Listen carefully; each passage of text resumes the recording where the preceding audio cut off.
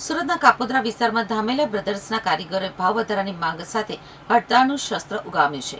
કર્મનાથ મંદિર પાસે આવેલા ધામેલા બ્રધર્સના 200 થી 300 જેટલા કારીગરો હડતાળ ઉપર ઉતરી જતા સમગ્ર મામલો ચર્ચામાં આવ્યો છે। કારીગરોએ માંગ સ્વીકારવામાં નહીં આવે ત્યાં સુધી હડતાળ ચાલુ રાખવાની ચીમકી ઉચ્ચારી છે। કાપોદ્રા વિસ્તારમાં કર્મનાથ મંદિર પાસે ધામેલિયા બ્રધર્સના કારીગરો દ્વારા હડતાળ શરૂ કરવામાં આવી છે। 200 થી 300 જેટલા કારીગરો ભાવ વધારાની માંગને લઈને કામથી અડગા રહ્યા છે। તો કારીગરોના જણાવ્યા મુજબ છેલ્લા 4 વર્ષથી વધુ સમયથી તેઓ ભાવ વધારાની માંગ કરી રહ્યા છે। જોકે લાંબા સમયથી રજૂઆતો કરવા છતાં તેમની માંગ સ્વીકારવામાં આવી નથી।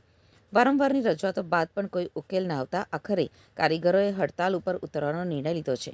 કારીગરોએ સ્પષ્ટ ચીમકી આપી છે કે જ્યાં સુધી તેમના ભાવ વધારાની માંગ સ્વીકારવામાં નહીં આવે ત્યાં સુધી તેઓ કામ ઉપર પરત નહીં ફરે અને હડતાળ ચાલુ રાખશે।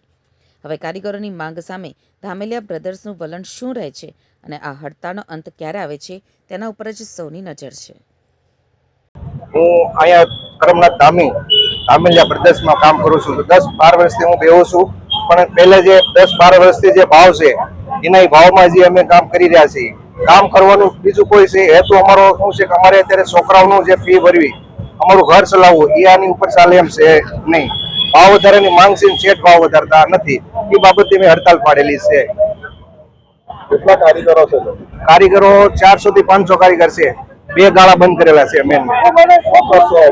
હવે બીજી કંપનીને શિફ્ટ થઈ જવું, અહીંયા નહીં આપણને ભાવ વધારે તો પોસાય છે, બેસું ને તો નહીં બે બીજી કંપનીને શિફ્ટ થઈ જાવ।